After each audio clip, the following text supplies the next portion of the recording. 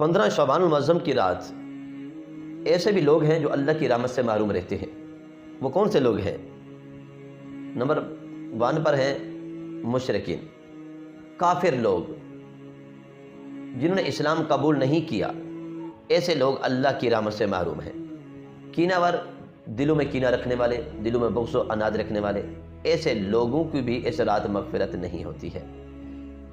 بخیل، اللہ نے مال و دولت تو بہت دے رکھا ہے، لیکن اللہ کے راستے میں خرچ نہ کرنے والے بھی اللہ کی رحمت سے محروم رہتے ہیں۔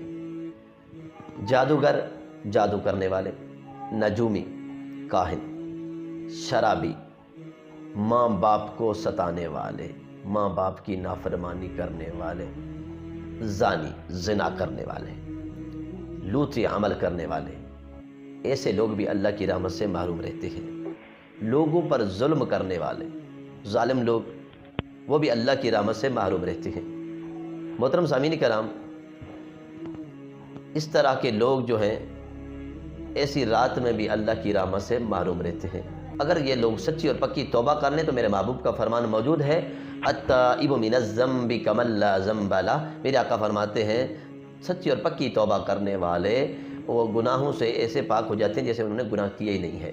اللہ رب العزت ہمیں بھی توبۃ النصوحہ کرنے کی توفیق عطا فرمائے۔ اللہ رب العزت اس رات کے صدقے ہماری مغفرت فرمائے۔